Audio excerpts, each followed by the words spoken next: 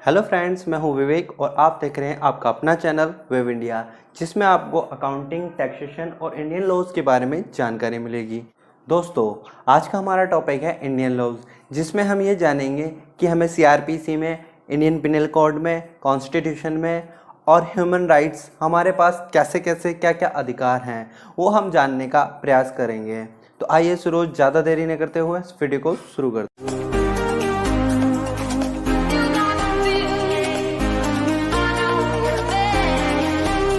जैसा कि दोस्तों हमारे दिमाग में ये क्वेश्चन आता है कि कानून की जानकारी सिर्फ पुलिस, एडवोकेट या फिर किसी प्रशासनिक अधिकारी को होनी चाहिए, जबकि ऐसा नहीं है।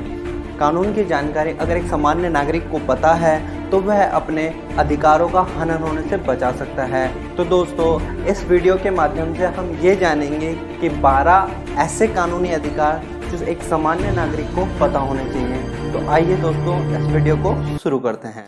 अगर कोई पुलिसकर्मी आपकी एफआईआर नहीं लिखता है तो सीआरपीसी की धारा 154 के पैराग्राफ 2 के अंतर्गत शिकायतकर्ता को यह अधिकार है कि वह जिले के एसपी को अपनी शिकायत लिखित में भेज सकता है। उसमें लिखित पत्र में वह यह भी बताएगा कि मैं इस समय थाने में गया, उस पुलिसकर्मी का नाम जिसने एफआईआर लिखने से मना कर दिया, और फिर आगे वह एसपी की जिम्मेदारी होगी उसको किस तरीके से हैंडल करना है। यह अधिकार आपको सीआरपीसी की धारा 154 पैराग्राफ 2 में प्राप्त है।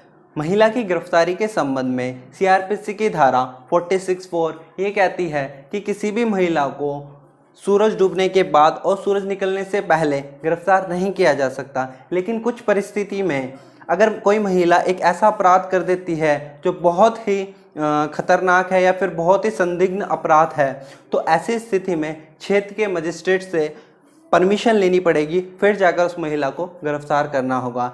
ये अधिकार महिला को सीआरपीसी की धारा 46(4) में है। महिला की गिरफ्तारी के संबंध में सीआरपीसी की धारा 46 ये कहती है कि किसी भी महिला को एक महिला पुलिसकर्मी ही गिरफ्तार कर सकती है, उसे पुरुष पुलिसकर्मी गिरफ्तार नहीं कर सकता। यह अधिकार सीआरपीसी की धारा 46 पे प्राप्त है। एक पुलिस अधिकारी हमेशा ड्यूटी पर होता है। पुलिस अधिकारी से अगर कोई व्यक्ति शिकायत करता है, उस समय अगर वह ड्यूटी पर नहीं है तो वह यह नहीं कह सकता कि मेरी ड्यूटी नहीं है, क्योंकि पुलिस अधिकारी हमेशा ड्यूटी पर होता है। पुलिस एक्ट 1861 मोटर वाहन अधिनियम की धारा 129 में हेलमेट लगाने का प्रावधान है, और धारा 128 में सिर्फ 2 व्यक्ति का बैठना अलाउ है, एक चालक और एक पीछे बैठ सकता है। और साथ में अगर कोई भी पुलिसकर्मी या फिर कोई भी पुलिस कांस्टेबल आपकी गाड़ी से चाबी निकालता है तो ये गैरकानूनी होता है, उसके खिलाफ आप कानूनी कार्यवाही कर सकते हैं। यह अधिकार आपको मोटर व्हीकल एक्ट में प्राप्त है। टैक्स उल्लंघन के मामले में टैक्स अधिकारी आपको गिरफ्तार करने का अधिकार रखता है, लेकिन उससे पहले आपको उसे नोटिस भेजना जरूरी है। टैक्स कमिश्नर के पास यह अधिकार है कि आपको कितने समय तक गिरफ्तार किया जा सकता है। इनकम टैक्स एक्ट 1961 भारतीय संविधान के अनुच्छेद 22(a) के तहत एक गिरफ्तार व्यक्ति को यह अधिकार प्राप्त है कि वह अपने पसंद के वकील को चुन सकता है और अपनी बात कोर्ट के माध्यम से बता सकता है। गिरफ्तार व्यक्ति को यह संवैधानिक मौलिक अधिकार प्राप्त है। द इंडियन कॉन्स्टिट्यूशन आर्टिकल 22(1) भारतीय संविधान में जहां 6 से 14 वर्ष तक के बच्चे को प्राथमिक शिक्षा प्राप्त करने का अधिकार है, वहीं उनके माता पिता का यह कर्तव्य है कि वह 6 से 14 वर्ष तक के बच्चे को शिक्षा का अधिकार दिलाएं। द इंडियन कॉन्स्टिट्यूशन भारतीय संविधान में जो नागरिकों को फंडामेंटल राइट्स प्राप्त हैं, यानी कि मौलिक अधिकार जो प्राप्त हैं, उन्हें उससे कोई नहीं छीन सकता। इसके लिए अगर नागरिकों के मौलिक अधिकारों का हनन होता है तो वह सीधे सुप्रीम कोर्ट में आर्टिकल 32 के तहत अपनी बात को सुप्रीम कोर्ट के माध्यम से बता सकते हैं कि किस तरीके से हमारे साथ हमारे अधिकारों का हनन हुआ।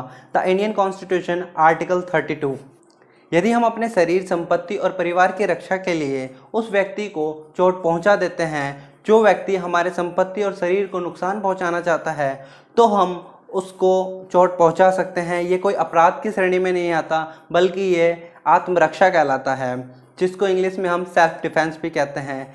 यह अधिकार हमें आईपीसी सेक्शन 96 to 106 में प्राप्त है। नागरिक का यह भी मौलिक अधिकार है कि वह अपनी बात को सरकार तक पहुंचाने के लिए शांतिपूर्वक तरीके से धरना प्रदर्शन कर सकता है। यह अधिकार the Indian constitution article 19(1)(b) में दिया गया है। राज्य 6 वर्ष से 14 वर्ष तक के बच्चे को निःशुल्क शिक्षा देने का कार्य करेगा। The Indian constitution article 21(a)।